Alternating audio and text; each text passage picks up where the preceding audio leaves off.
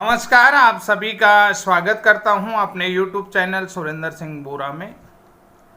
साथियों, 10 अगस्त 2024 को उत्तराखंड प्राथमिक शिक्षक भर्ती में काउंसलिंग प्रक्रिया संपन्न हो गई है। जैसा कि आप सभी लोगों को पता है, प्रदेश के सरकारी प्राथमिक विद्यालयों में सहायक अध्यापक के 2906 पदों के लिए काउंसलिंग हुई, जिसमें आप लोगों ने देखा होगा कि 26,500 आवेदन हुए थे। कितने हुए थे? 26,500। लेकिन काउंसलिंग प्रोसेस में पहुंचने वाले अभ्यर्थियों की संख्या कितनी रही? 458। कितने पहुंचे? 458। 26,500 अभ्यर्थियों में से केवल मात्र 458 अभ्यर्थी पहुंचे हैं। जैसा कि आप सभी लोगों को मालूम होगा और तमाम सोशल मीडिया के माध्यम से, समाचार पत्रों के माध्यम से आपने देखा होगा कि 15,000 अभ्यर्थियों ने एक से अधिक जिलों में आवेदन किया हुआ था। ये भी आप लोगों को सभी को पता है, जो बाद में कह दिया है कि ये सारे आवेदन रद्द किए जाएंगे। साथियों, मैं आप लोगों से एक बात ये कहना चाहता हूँ आज पुनः जो है कि बहुत सारे लोग जो है कि मेरा विरोध कर रहे थे कि आप सही न्यूज़ नहीं लाते हैं, पॉजिटिव न्यूज़ नहीं लाते हैं। हमने अपने ग्रुप में बीएड ब्रिज कोर्स संगठन में ये कहा था कि लगभग 1400 पद जो हैं कि खाली रह जाएंगे। 1400 पद खाली रह जाएंगे। मेरी सुरेंद्र सिंह राणा जी से भी बात हुई थी और गोविंद जी से भी हमारी बात होती थी, गोविंद प्रसाद जी से भी। मैंने कहा सर, लेकिन 1400, क्योंकि मेरे पास एग्जिट आंकड़ा डाइट डीएलएड वालों के माध्यम से उपलब्ध किया जाता था, जिसमें हेमंत नयाल जी हैं जो बागेश्वर डाइट से जो है प्रशिक्षु थे, और देहरादून से सिद्धार्थ जी थे जो देहरादून डाइट से प्रशिक्षु थे, और उन्होंने जो है कि भर्ती प्रक्रिया में शामिल होने के लिए जो है कि याचिका भी लगाई थी। बाद में वो याचिका शामिल भी हुई, जैसा कि आप सभी लोगों ने पता है, क्योंकि जिनका 5 जुलाई के आसपास पहले जो है कि राज्य में केवल 327 डाइट डीएलएड जो पास आउट थे उतने ही रह गए थे, और इसके साथ साथ जो है कि 139 के आसपास वो लोग थे जिनका 5 जुलाई तक जो है कि डाइट का अंतिम सेमेस्टर, यानी कि चौथा सेमेस्टर वो दे चुके थे, उनका विद्यालय टीचिंग वगैरह वगैरह कंप्लीट हो जाते, यानी कि वो पहले सेमेस्टर में उनका लेट एडमिशन होता। तो ऐसे लोगों को भी शामिल किया गया था, आवेदन किया गया था। तो ये एग्जिट आंकड़े के साथ साथ मैंने बहुत सारी चीज़ें, क्योंकि जो आज के समाचार पत्रों के माध्यम से आपने देखा होगा कि 50% से ज़्यादा पद खाली रह जाएंगे कि प्राथमिक शिक्षक भर्ती में योग्य अभ्यर्थी न मिलने के कारण, कि जो माननीय मंत्री जी धन सिंह रावत जी का स्टेटमेंट था कि योग्य अभ्यर्थी नहीं मिलने के कारण से 50% पद खाली रह जाएंगे। ये स्टेटमेंट आप लोगों ने पढ़ा, और बार बार जो है कि मैं अपने प्रशिक्षण को लेकर के, बीएड ब्रिज कोर्स प्रशिक्षण को लेकर के मुखर होकर के आवाज़ उठा रहा था, मुखर होकर के। आज ये जो मेरा वीडियो है ना, ये पूरे देश के लोग सुने, पूरे देश के लोग सुने, और जो अभ्यर्थी काउंसलिंग प्रोसेस को पार कर चुके हैं उन अभ्यर्थियों को मेरी बहुत बहुत बधाइयाँ, शुभकामनाएं। उनको जल्दी ही 16 अगस्त तक नियुक्ति पत्र मिल जाएंगे। उन सभी अभ्यर्थियों को मेरी तरफ से बधाइयाँ। तो वो अभ्यर्थी भी इस बात को सुने, जो इस भर्ती प्रक्रिया में शामिल थे, वो अभ्यर्थी भी इस बात को जरूर सुने कि आज आपने समाचार माध्यमों से सुन लिया होगा, समाचार पत्रों के माध्यम से सुन लिया होगा कि 50% से ज़्यादा पद खाली रह सकते हैं योग्य अभ्यर्थी नहीं मिलने के कारण। पहले काउंसलिंग में भीड़ क्यों होती थी? बीएड के माध्यम से होते थे, बीएड अभ्यर्थी शामिल किए जाते थे। तो आज जो है कि माननीय शिक्षा मंत्री धन सिंह रावत जी का स्टेटमेंट है कि योग्य अभ्यर्थी न मिलने से प्रदेश के सरकारी प्राथमिक विद्यालयों में सहायक अध्यापकों के 50% पद खाली रह जाएंगे। हम लोग भी वही योग्य अभ्यर्थी थे जिन अभ्यर्थियों की कल काउंसलिंग हुई की, यानी कि कक्षा 1 से 5 तक पढ़ाने के लिए हम वो योग्य अभ्यर्थी थे जिनके पास मिनिमम क्वालिफिकेशन थी। इसके लिए मैं आवाज़ उठा रहा था, जो कि राजनीतिक षड्यंत्र के शिकार हुए हैं। यानी कि राजनीतिक षड्यंत्र के शिकार वो अभ्यर्थी हैं जिनको योग्यता होने के बाद भी 6 मई 2024 के प्रारंभिक शिक्षा सेवा नियमावली संशोधन में नहीं रखा गया, जबकि उसी नियम के अनुसार 17 अक्टूबर 2017 के मिनिमम क्वालिफिकेशन को पूर्ण करने वाली जो योग्यता जो भारत सरकार के MHRD की थी, उसी योग्यता के तहत शिक्षा मित्रों को प्राथमिक में वैध उनको जो है कि जगह दी गई थी, नियुक्त, ठीक है, उनको जो है कि उस नियमावली में शामिल किया गया था। किनको? शिक्षा मित्रों को। 17 अक्टूबर 2017 के MHRD और शिक्षा मंत्रालय भारत सरकार के दिशा निर्देशों के अनुसार जिन्होंने 31 मार्च 2019 तक मिनिमम क्वालिफिकेशन की शामिल की थी, नहीं की थी। अब आप लोग समझिए कि एक नियम के साथ दो अलग अलग योग्यताओं को कैसे माना जा सकता है, ये सही है या गलत है? जब भाई नियम एक है, दोनों के लिए नियम एक लगाया गया, 17 अक्टूबर 2017 के तहत नियम बनाया गया, एक नियम में दो समान योग्यताओं को अलग अलग रूप से कैसे रखा जा सकता है? एक को बाहर एक को अंदर रखा जा सकता है? जब एक ही नियम से आप लोगों का सिलेक्शन हुआ है, ट्रेनिंग प्रोसेस भी सेम है, योग्यता प्रोसेस भी सेम है, तो एक नियम के तहत दो प्रकार की योग्यताओं को कैटेगराइज करना क्या सही है? दो शैक्षिक योग्यता श्रेणी बनाना क्या गलत, क्या सही है? गलत नहीं है।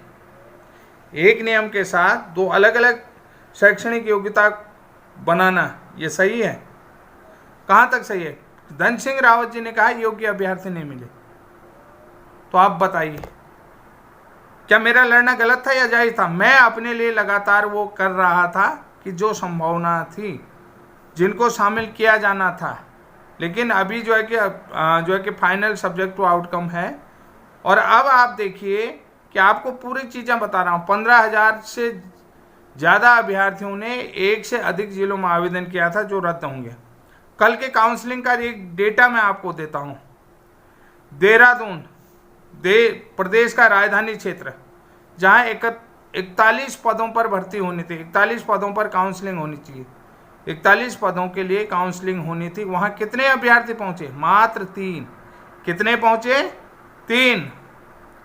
और उधम सिंह नगर में सबसे ज़्यादा काउंसलिंग के लिए अभ्यर्थी पहुँचे, कितने पहुँचे? 90। 100 भी पार नहीं किया। सबसे अधिक काउंसलिंग के लिए अभ्यर्थी कहाँ पहुँचे? उधम सिंह नगर। नैनीताल जिले की बात करता हूँ, नैनीताल जिला भी टॉप का जिला है, तो वहाँ पर जो है कि 190 पदों के लिए जो है कि काउंसलिंग होनी थी। अभ्यर्थी कितने पहुँचे? 50। कितने पहुँचे? 50। और चंपावत जिले में 75 पदों के लिए काउंसलिंग होनी थी, अभ्यर्थी कितने पहुँचे? 2। ऐसे ही जो है कि अन्य जिलों का भी डेटा आप लोगों के पास पहुँच जाएगा। अब यहाँ पर थोड़ा सा भर्ती प्रक्रिया में कौन कौन लोग पात्र थे, किन किन लोगों के आवेदन मांगेंगे, इनको भी आप देखिए। कि आप लोग बार बार कहते हैं कि आप पॉजिटिव नहीं लाते हैं, निगेटिव लाते हैं, पॉजिटिव नहीं लाते, निगेटिव नहीं लाते हैं। भैया हमारे यहाँ भी लोग कह रहे थे कि उनने कहा कि कल के लिए तुम्हारे लिए पद नहीं बचेंगे, कह रहे थे। सुरेंद्र राणा जी जो हमारे प्रदेश अध्यक्ष हैं, उनने मुझसे कहा, राणा जी ने कहा, ये बात कह रहा हूँ कि उनने कहा कल को अगर तुम्हें शामिल भी कर लिया, हो सकता है तुम मेरिट में। मैंने उनसे भी कहा था, मैंने कहा सर 1400 से ज़्यादा पद खाली रह जाएंगे काउंसलिंग में, इस बात को समझे, क्योंकि अभ्यर्थी ही नहीं थे। अन्य राज्यों के कितने अभ्यर्थी? सोशल मीडिया या समाचार पत्रों के माध्यम से 1000 दिखा रहे, लेकिन 1000 अभ्यर्थी भी नहीं है। मैं आपको बता देता हूँ, 600 कुछ अभ्यर्थी हैं, लेकिन समाचार पत्रों में 1000 दिया, 600 अभ्यर्थी लगभग हैं वो भी। अब आप बताएं, शिक्षक भर्ती में जो है कि पात्र अभ्यर्थी न मिलने से 50% पद खाली रह सकते हैं। अब देखिए यहाँ पर जिन लोगों ने पूर्व में यानी कि 2020-21 में जो है कि शासन की ओर से जो जारी आदेश था उसके मुताबिक, देखिए पूर्व में आवेदन कर चुके अभ्यर्थियों को भी शामिल किया था। शासन की ओर से जारी आदेश के मुताबिक वर्ष 2020-21 में शिक्षक भर्ती के लिए आवेदन करने वाले अभ्यर्थियों को भी वर्तमान शिक्षक भर्ती में शामिल किया गया था। जो पूर्व में जो 2020-21 में जो आवेदन मांगे थे, उन योग्य अभ्यर्थियों के भी आवेदन पत्र इसमें शामिल किए गए थे। अब शिक्षा मंत्री जी क्या कह रहे हैं? पद खाली रहे तो शेष पर नए सिरे से भर्ती की जाएगी। यानी कि जो नए लोग अन्य राज्यों से भी पास आउट होंगे उनको भी शामिल करते हुए नए सिरे से फिर आवेदन मांगे जाएंगे, ये कह रहे हैं शिक्षा मंत्री जी। क्योंकि इन्होंने देखिए राजनीति की शिकार भेंट चढ़ी कि नहीं चढ़ी, भर्ती प्रक्रिया में पूरे अभ्यर्थी भी नहीं मिल पाए। अब आप देखिए एनआईओएस डीएलएड और बीएड वालों का केस कहाँ चल रहा है, सुप्रीम कोर्ट में, अभी जीवित है, अभी चल रहा है, सुप्रीम कोर्ट में चल रहा है। अब यहाँ पर से देखिए क्या सुप्रीम कोर्ट का नतीजा नहीं बदलेगा, क्या हाई कोर्ट के नतीजे भी नहीं बदलेंगे, क्या ये चीज़ें, ये पद खाली रहना और जो है कि अभ्यर्थियों को, जो विद्यार्थी हैं जो कक्षा 1 से 5 तक पढ़ने वाले विद्यार्थी हैं, जो कक्षा 1 से 5 तक जो नामांकित बच्चे हैं उनको योग्य शिक्षक मिले, उनको क्वालिटी एजुकेशन दी जाए, तो उनका फंडामेंटल राइट है कि नहीं है कि जो विद्यार्थी हैं कक्षा 1 से 5 तक पढ़ने वाले विद्यार्थी हैं उनका हक है कि नहीं उन्हें पढ़ाने के लिए शिक्षक मिले। ठीक है, जब अब आप जो है कि right to free to compulsory education, right to children to free and compulsory education को फंडामेंटल राइट कर रहे हैं कि बच्चे के बैठने के लिए प्रॉपर स्थान होना चाहिए, बच्चे के खेलने के लिए होना चाहिए, बच्चे को जो है प्रधानमंत्री पोषण आहार मिलना चाहिए। ठीक है, ये सब चीज़ के लिए जब फंडामेंटल राइट है भाई, तो उन विद्यार्थियों का वो भी तो है कि उन्हें पढ़ाने के लिए शिक्षक मिले, कि स्कूलों में पद खाली ना रहें। अब आप देख रहे हैं एनआईओएस और बीएड जो है कि वो बाहर हैं, सुप्रीम कोर्ट में विवाद है। अब एक चीज़ मैं आपको बता देता हूँ, डाइट के कुल कितने अभ्यर्थी हैं, 650 राज्य के अंतर्गत। अन्य राज्यों के डीएलएड कितने हो सकते हैं, 1000। ये कौन कह रहा है, मैं नहीं कह रहा हूँ, सोशल मीडिया कह रहा है। मेरे अनुसार तो 327 ही डाइट के डीएलएड वाले थे, थोड़े पुराने बचे थे, 190 के आसपास फिर से शामिल किए गए, यानी कि 600 भी अभ्यर्थी पूरे डाइट से नहीं थे। अन्य राज्यों से डाइट डीएलएड लगभग 650 के आसपास थे। यहाँ पर क्या आंकड़े दे रहे हैं, 1000। मानते कि नहीं मानते भाई? जब मैं कह रहा हूँ, अब यहाँ पर देखिए क्या जयवीर सिंह वालिया जो सुप्रीम कोर्ट में याचिका है, तो क्या उस याचिका को पुनः खोला जाएगा? ये देखिए, अब जो है जो कुलदीप डबराल की याचिका माननीय हाई कोर्ट सुप्रीम कोर्ट में है, क्या कुलदीप डबराल वाली याचिका खोली जाएगी? जो नीतू पाठक वाले केस में जो है कि माननीय हाई कोर्ट नैनीताल ने जो जजमेंट दिया है, क्या उस जजमेंट के परिणाम बदले जाएंगे? ये सब सोचने का विषय है। इन सब में जो है कि आप सभी लोग समझदार हैं और सभी लोगों को ये अधिकार है और सभी लोगों को मुझे सुनने का और समझने का भी अधिकार है। कि आप सोचिए कि बहुत सारे लोग कह रहे थे कि आप वीडियो बिल्कुल सही नहीं लाते हैं। भैया मैं आज भी ये वही चीज़ कह रहा हूँ। देहरादून में 41 पदों में तो काउंसलिंग में 3 पहुँचे। उधम सिंह नगर में 90 अभ्यर्थियों ने काउंसलिंग की। नैनीताल में 190 पदों के लिए जो है कि भर्ती आई थी तो 50 अभ्यर्थी पहुँच रहे। चंपावत में 75 के लिए 2 पहुँचे। तो आप समझिए ये क्या रिकॉर्ड है, कहाँ गए आपके क्वालिफाइड? अगर आप मिनिमम क्वालिफिकेशन जिनके पास है उन आदमियों को बाहर कर रहे हो तो शिक्षा भर्ती की दशा देख रहे हैं, आपने देख ली होगी। तो साथियों सजग रहिए, अपने अधिकारों के लिए आवाज़ उठाइए और बुलंद तरीके से अपनी आवाज़ उठाइए। मैंने आपसे कहा नहीं कि कहीं भी अपनी आवाज़ को राजनीतिक षड्यंत्रों के नीचे दबने ना दें। जो राजनीतिक षड्यंत्र हैं जो हमारे राजनेता करते हैं कि एक सही चीज़ को भी दबाने का प्रयास करते हैं।